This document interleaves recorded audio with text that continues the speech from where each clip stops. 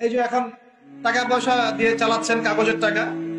অনেকদিন বলেছি, মনে করেন আজকে থেকে সম্ভবত 15-20 বছর হবে, এরকম সময় হবে।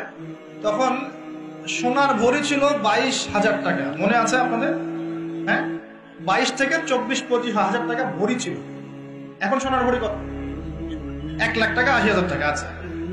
এখন এখন মনে করেন, বুঝেন, ভালো করে বুঝেন, মনে করেন এখন আমি 1 লাখ টাকা দিয়ে 1 ভরি সোনা কিনলাম, ঠিক আছে? বুঝতে পারতেছেন? 1 লাখ টাকা দিয়ে 1 ভরি সোনা কিনলাম, কিনে আমি সোনাটাকে রেখে দিলাম আমার স্ত্রীর কাছে, যে তুমি এটা রাখো, তোমার কাছে রেখে দাও, 4-5 বছর 10 বছর রেখে দাও। আর আপনি 1 লাখ টাকা দিয়ে সোনা কেনেন নাই, আপনি 1 লাখ টাকাটা 1 লাখ টাকাই রেখে দিচ্ছেন, ঠিক আছে? দুজন ব্যক্তি, একজন, আমি একটু বোকা মানুষ, এই জন্য আমি কি করছি, 1 লাখ টাকা দিয়ে 1 ভরি সোনা কিনে বাসায় রেখে দিচ্ছি, আমার স্ত্রীর কাছে আছে মনে করেন।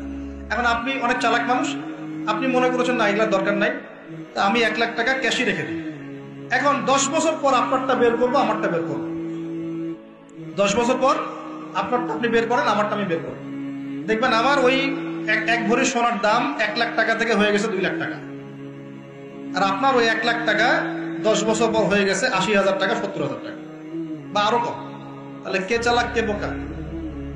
এখানে এই পুরো মনিটরি সিস্টেমটা দিয়ে পুরো বিশ্ব জুড়ে, এটা বৈশ্বিক সংকট, পুরো বিশ্ব জুড়ে মানুষের টাকা, শ্রম, এগুলো লুটে পুটে খাওয়া হচ্ছে।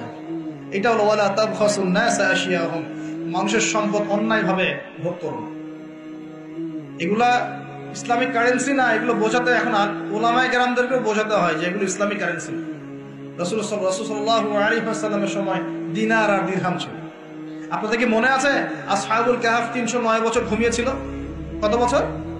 309 বছর গুহায় ঘুমিয়ে ঘুম থেকে উঠে বলছে আমরা ক্ষুধার্ত, যাও বাজারে যাও, রুটি নিয়ে আসো। পকেট থেকে কিছু মুদ্রা দিলেন, ওই মুদ্রা নিয়ে এই ছেলেগুলো চলে গেল, গিয়ে খাবার, রুটি কিনে নিয়ে আসলো। 309 বছর ঘুমানোর পরেও ওই মুদ্রার মান কমে যায়নি, কমে গিয়েছিল। তাহলে ওই মুদ্রা কিসের ছিল?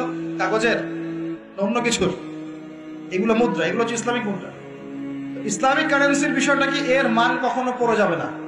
ইসলামিক কারেন্সির মান কখনো পড়ে যাবে না, কারণ টাকার মান পড়ে গেলে আপনার শ্রমটা চলে যায়। ওই যে 1 লাখ টাকা হয়ে গেল 70,000 টাকা, তার মানে 30,000 টাকা শ্রম আপনি হারিয়ে ফেলেন। ওই 30,000 টাকা কামাই করতে হয় নাই, কামাই করার জন্য এই পাথর ভাঙতে হয় নাই, কষ্ট করতে হয় নাই, কত কষ্ট করতে হয়েছে, তারপরে আপনি 30,000 টাকা পেয়েছেন। ওর মান যদি গায়েব হয়ে যায়, তার মানে আপনার শ্রম তো চলে গেল। আর আমি যদি আপনাকে বলি, ভাই আমার খেতে কাজ করেন 1 মাস, বেতন হলো 30,000 টাকা, আপনি 1 মাস কাজ করলেন, 1 মাস কাজ করার পরে আমি বললাম টাকা দিতে পারবো না, আমাকে আস্ত রাখবেন না পিটাবেন? জুলুম হবে কিনা? কিন্তু এভাবেই বিশ্ব থেকে মানুষের সম্পদ আস্তে আস্তে গায়েব, কোথায় যে গায়েব হয়ে যাচ্ছে। আসলে যখন এখানে একটা পাত্র, এখানে একটা পাত্র আছে, এখান থেকে পানি নিয়ে আমি এখানে ঢাললাম, তাহলে কোন জায়গা থেকে পানি গিয়ে কোন জায়গাতে পড়লো নাকি? নাকি পানিটা বাতাসে গায়েব হয়ে গেছে? হ্যাঁ, বুঝতে পারেন না? ব্যবসা করছেন, লাভ লস, কেউ লাভ করবে, কেউ তো লস করবে, নাকি? নাকি এটা গায়েব হয়ে যাবে, বাতাসে গায়েব হয়ে যায়? তার মানে যে সম্পদগুলো বিশ্ববাসী হারাচ্ছে, এগুলো কোন এক শ্রেণীর কাছে গিয়ে জমা হচ্ছে। কাদের কাছে গিয়ে জমা হচ্ছে এটা বোঝেন, এখন নিজেই বোঝেন। বিশ্বের দিকে তাকায় দেখেন, বিশ্বের কোন অংশ ধনী হচ্ছে আর কোন অংশ গরিব হচ্ছে, দেখেন। কে বোঝাবে এগুলা? ইকোনমিক্স নিয়ে পড়াশোনাই বা করে কয়জন, আর বোঝেই বা কয়জন, আর এগুলো কোরআন সুন্নাহর সাথে মেলাই বা কয়জন? ওয়ালা তাবখাসুন নাস আশিয়াহুম, এই যে আয়াতটা গভীর আয়াত। তোমরা মানুষের সম্পদ অন্যায় ভাবে লুটে পুটে খেও না।